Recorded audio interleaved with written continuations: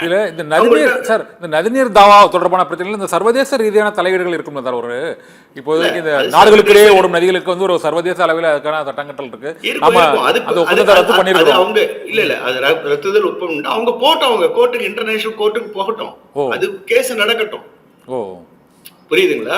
அதுக்காக நம்ம வந்து யுஎன் இருக்குன்னு நம்ம பயந்துட்டு உட்காந்துருக்க முடியுமா? யுஎன் இருக்குங்கிறதுனால நம்ம வந்து அந்த நாடு மீது வந்து நம்ம போர் தொடுக்க முடியாது.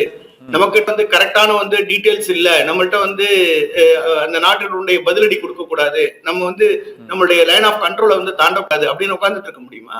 முடியாது. அவர்கள் எப்படி நம்முடைய எல்லையை தாண்டி தீவிரவாதத்தை கொண்டு வருகின்றார்களோ அதற்கு பதிலடி கொடுப்பதற்கு அந்த எல்லையை தாண்டி போவதற்கு எல்லா விதமான வந்து உரிமையும் இருக்கின்றது.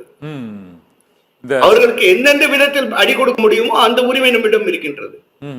அவங்க போட்டோம், இன்டர்நேஷனல் கோர்ட் ஆஃப் ஜஸ்டிஸ் போகட்டும், அதுக்கப்புறம் வந்து பாத்துக்கலாம். இந்த சிந்து நதி ஒப்பந்தத்தை இந்த ரத்து செய்திருப்பதன் மூலமாகவே பாகிஸ்தானின் பெரும்பாலான பகுதி இந்த சோமாலியா நாட்டிற்கு ஒப்பாக அங்கு மிகப்பெரிய ஒரு வறட்சியும் குடிநீர் பஞ்சமும் ஏற்படக்கூடிய நிலை ஏற்பட்டுவிடும் என்று ஒரு பொதுவான ஒரு மதிப்பீடு இருக்கிறது. அத்தகைய ஒரு சூழ்நிலையை வந்து இந்த நதிநீர் தாவாக்களுக்கு சர்வதேச நீதிமன்றங்கள் தாமதமானால் கிட்டத்தட்ட ஒரு 20 கோடி மக்கள் பாதிக்கப்படக்கூடிய சூழ்நிலை ஏற்படும்னு சொல்கிறாங்க.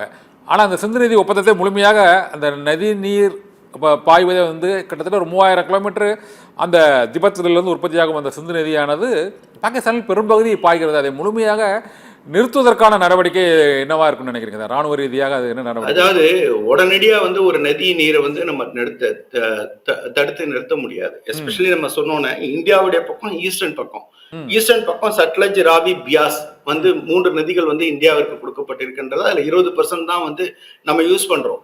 அதாவது வந்து அந்த இண்டூஸ் ரிவர்ல இருந்து 20% தண்ணி தான் இந்தியா யூஸ் பண்றோம். அதையும் நம்ம வந்து ஃபுல்லா யூஸ் பண்ணாம திருப்பி நம்ம வந்து பாகிஸ்தானுக்கு வந்து விட்டு விடுறோம். ஆனா இப்ப அந்த 20% தண்ணியை நம்ம வந்து வித்ஹெல்ட் பண்ணிட்டா கூட அவங்களுக்கு மிகப்பெரிய ஒரு பிரச்சனை ஏற்படும். ரிமைனிங் இருக்கிற 80% வந்து வெஸ்டர்ன் சைட்ல இருக்கிற வந்து ஜீலம், சினாப் அண்ட் இண்டூஸ் 3 ரிவர் இருக்கு. இண்டூஸ் ட்ரீட்டியை வந்து நம்ம வந்து க்ளோஸ் பண்ணணும் அப்படின்னா இந்தியா அதுக்கு டைம் எடுக்கும். அந்த ரிவருடைய ஃப்ளோ வந்து கம்மி பண்றதுக்கு அவங்க வந்து நடவடிக்கை எடுப்பார்கள். உடனடியா வந்து நிறுத்திட முடியாது. டேம் அங்க வந்து நம்மளுக்கு வந்து அவ்வளவு பெரிய இன்ஃப்ராஸ்ட்ரக்சர் டேம் எதுவும் கிடையாது அந்த தண்ணியை நிறுத்துவதற்கு. It takes time. ஆனால் இந்தியாவிடம் துருப்பு சீட்டு வந்து விட்டது. இப்ப அவர்கள் வந்து என்ன வேணாலும் இந்தியா செய்யும், எவ்வளவு வேகமா செய்யும். ராணுவத்தினுடைய வந்து என்ஜினியர்ஸ் இருக்காங்க, அவங்க வந்து ரொம்ப குயிக்கா வந்து பண்ணுவாங்க. இந்தியா மிகப்பெரிய ஒரு இன்ஃப்ராஸ்ட்ரக்சரை வந்து உண்டாக்கக்கூடிய ஒரு நாடு, மலைகளை குடையக்கூடியது, ஆறுடைய வந்து அந்த திசையை திருப்பக்கூடியது. எவ்வளவு நம்ம ஹைட்ரோ ப்ரொஜெக்ட்ஸ் வந்து நம்ம பண்ணிருக்கோம் ஜம்மு அண்ட் காஷ்மீரை பொறுத்தவரை. ஆகிய கை தேர்ந்தவர்கள் ஆகிய சில மாதங்களில் வந்து அவங்களுக்கு வந்து பெரிய தொல்லையை கொடுக்கக்கூடிய ஒரு தலைவலியை கொடுக்கக்கூடிய நிலை வந்து ஏற்படும். ஆகையால் இது அவர்களுக்கு மிகப்பெரிய ஒரு அடியாக தான் நான் வந்து பார்க்கின்றேன். இப்ப சிம்லா அக்ரிமெண்ட்ல நாங்க வந்து எல்லையை மதிக்க மாட்டோம் அப்படின்னு அவங்க சொன்னாங்கன்னா அது நல்லதா போச்சு. நீ என்னுடைய நம்ம 1971 வார பாக்குறப்ப முதல் வந்து யார் வந்து ஸ்ட்ரைக் பண்ணாங்க? அவங்கதான் வந்து நம்மளுடைய வந்து ஏர்பேஸ் வந்து ஸ்ட்ரைக் பண்ணாங்க. நார்த்ல இருக்கக்கூடிய ஏர்பேஸ் வந்து அவங்கதான் வந்து ஸ்ட்ரைக் பண்ணாங்க. நம்ம வெயிட் பண்ணிட்டு இருந்தோம். we have waited for that things. எப்போ வந்து ஸ்ட்ரைக் பண்ணாங்களோ அப்ப இருந்த வந்து டிஃபென்ஸ் மினிஸ்டர் வந்து இந்திரா காந்தி அவர்கள்ட்ட சொல்றப்ப நம்ம வெயிட் பண்ணோம், முடிஞ்சு விடுச்சு, இப்ப நம்ம வந்து தாக்கலாம் அப்படின்னு சொல்லிட்டு we have started. So we are also giving that pressure to them so that they react. நம்மள்ட்ட ரியாக்ட் பண்ணோனே நம்ம திருப்பி அடிக்கலாம். So இந்த கண்டிஷனை பொறுத்த வரைக்கும் ஆல்ரெடி அவங்க நம்ம மேல ஒரு தாக்குதல் நடத்தி விட்டார்கள் நம்மளுடைய பொதுமக்களின் மீது. அதற்காக நாம் வந்து திருப்பி அந்த தீவிரவாத குழுக்களை தாக்க போறோம். அப்ப அவர்கள் நம் மீது தாக்குதல் நடத்தினால் அது வந்து ஒரு ஒரு செமி வாராக, அதாவது வந்து சொல்லணும்னு சொன்னா ஒரு லிமிட்டட் வாராக, அப்படி இல்லைன்னு சொன்னா ஒரு கார்கில் மாதிரி ஒரு வாராக வாய்ப்புகள் இருக்கு. ஆனா இப்போ இந்த போர், இந்தியா பாகிஸ்தான் போர் என்பது வந்து 1947களில் அந்த பிரிவினையின் போது ஜம்மு காஷ்மீருக்காக அந்த போர் நடத்தப்பட்டது ஒன்று. இன்னொன்று 65 ஒரு ஒரு 17 நாட்கள் அந்த வாரம் நடக்குது. அதன் பின்னர் 71 இந்த பாகிஸ்தான் ஜம்மு காஷ்மீர் பிரச்சனை இல்லாமல் வங்கதேச அந்த பிரச்சனைக்காக நடக்குது. 2000 அப்புறம் 1999 அந்த கார்கில் வார். கிட்டத்தட்ட ஒரு 4 இந்தியா பாகிஸ்தான் போரில் அப்போ உள்ள சூழ்நிலையும் இன்றைய உலக சூழ்நிலையும் இந்த போர் இரு நாடுகளுக்கு இடையேயான அந்த போரானது இரு நாடுகளுக்குமே கடுமையான ஒரு பொருளாதார வர்த்தக ரீதியான அந்த பாதிப்புகளை வந்து ஏற்படுத்தும்.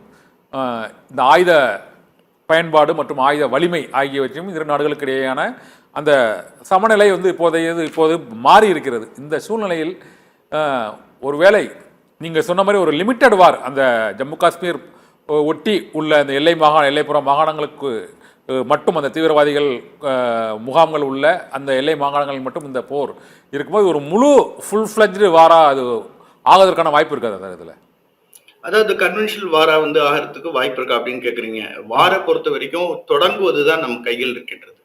என்னைக்கு தொடங்க போறோம், எப்படி தொடங்க போறோம், எவ்வளவு இன்டென்சிட்டியில தொடங்க போறோம், எந்த நேரத்துல தொடங்க போறோம் அப்படிங்கிறது வந்து தொடக்கம் தான் நம்ம கையில இருக்கு தவிர அதுக்கப்புறம் அது எப்ப முடியும், எங்க முடியும், அது வந்து அதோடைய உரு எப்படி மாறும் அப்படிங்கிறது யாருக்கும் தெரியாது. அது எவ்வளவு பெரிய வந்து ஒரு டிஃபென்ஸ் அனலிட்டிக்கலா இருந்தாலும், அனலிட்டிக்ஸ் பண்றவங்களா இருந்தாலும் அதை வந்து சொல்ல முடியாது. ஃபார் எக்ஸாம்பிள் உங்களுக்கு நான் சொல்லணும்னா, உங்களுக்கு வந்து உக்ரைன் ரஷ்யாவினுடைய வார் வந்து எக்ஸாம்பிள் எடுத்துக்கலாம்.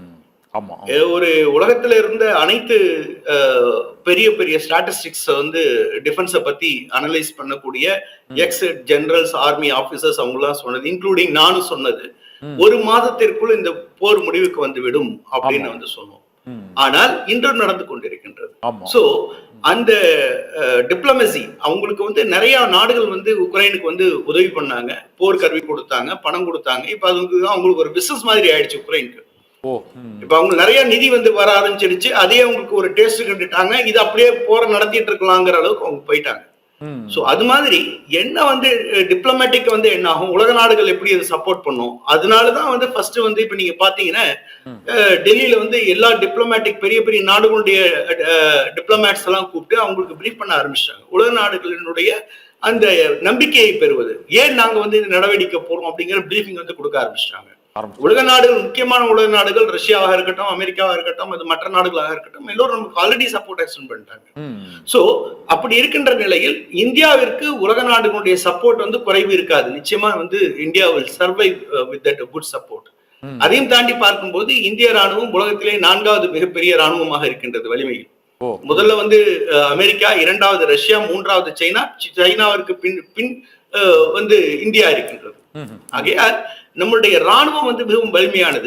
இந்திய ராணுவத்தோடு பிரான்ஸ், இங்கிலாந்து, ஜெர்மனியோட அந்த தரைப்படை அந்த எண்ணிக்கையை சொல்றீங்களா சார்? ஏன்னா அந்த வலிமை, ராணுவத்தின் வலிமை, உலக ராணுவத்தின் வலிமையை சொல்றேன்.